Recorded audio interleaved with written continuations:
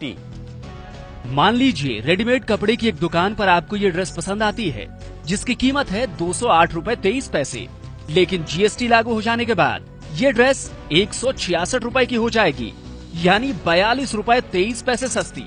ये कैसे होगा, आपको समझाते हैं। सबसे पहले बात मौजूदा टैक्स सिस्टम की। मान लीजिए ड्रेस को बनाने वाले निर्माता ने इसका कच्चा माल 100 रूपए में खरीदा, जिसमें 10 रूपए टैक्स के भी शामिल हैं। कच्चे माल से ड्रेस तैयार हो गई। निर्माता ने इसमें 30 रूपए अपनी लागत के जोड़े। अब इस ड्रेस की कीमत हो गई 130 रूपए। अब वो इसे थोक व्यापारी को बेचता है, जिसमें वो 10% टैक्स यानी 13 रूपए लेता है। थोक व्यापारी को ये ड्रेस 143 रूपए की मिलेगी। थोक व्यापारी ने इसमें अपना 20 रूपए का मार्जिन जोड़ा। अब इसकी कीमत 163 रूपए हो गई। अब वो इसे खुदरा व्यापारी को बेचता है, जिसमें वो 10% टैक्स यानी 16 रूपए 30 पैसे लेता है। यानी खुदरा व्यापारी को ये ड्रेस 179 रूपए 30 पैसे में मिली। खुदरा व्यापारी इसमें अपना 10 रूपए का मार्जिन जोड़ता है, जिससे ड्रेस की कीमत 189 रूपए 30 पैसे हो जाती है। अब खुदरा व्यापारी इसे ग्राहक को बेचता है, जिसमें वो 10% टैक्स यानी 18 रूपए 93 पैसे लेता है। यानी ग्राहक को ये ड्रेस 208 रूपए 23 पैसे में मिलती है। कुल मिलाकर अलग अलग स्तर पर 58 रूपए 23 पैसे का टैक्स लगा। यानी मौजूदा टैक्स व्यवस्था में टैक्स के ऊपर भी टैक्स लगता है, लेकिन GST में ऐसा नहीं होगा। पहले दिए गए टैक्स बाद में लगने वाले टैक्स से घटा दिए जाएंगे। कैसे, आइए आपको समझाते हैं। फिर से उसी ड्रेस की बात करते हैं। निर्माता ने 100 रूपए में कच्चा माल खरीदा, जिसमें 10 रूपए टैक्स के शामिल हैं।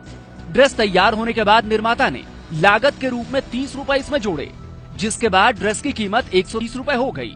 अब यहीं से GST के पहले और GST के बाद का फर्क समझिए।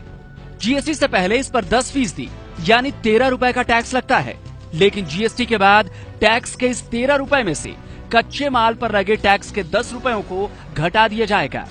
यानी इस पर टैक्स लगा 3 रूपए का, जो कि ग्राहक देगा। तो GST से पहले थोक व्यापारी को ये ड्रेस 143 रूपए में मिली, लेकिन GST के बाद उसे ये 130 रूपए में मिलेगी।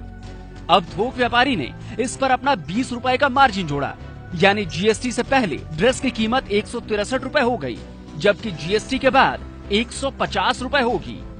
अब खुदरा व्यापारी को बेचते वक्त इस पर 10% टैक्स जोड़ते हैं। GST से पहले इसमें टैक्स के 16 रूपए 30 पैसे जुड़ेंगे, यानी कीमत होगी 179 रूपए 30 पैसे। जबकि GST के बाद टैक्स के 15 रूपए में पिछले दिए गए टैक्स 13 रूपए को घटा दिया जाएगा, यानी टैक्स हुआ 2 रूपए जो ग्राहक देगा। अब खुदरा व्यापारी इसमें अपना 10 रूपए का मार्जिन जोड़ता है।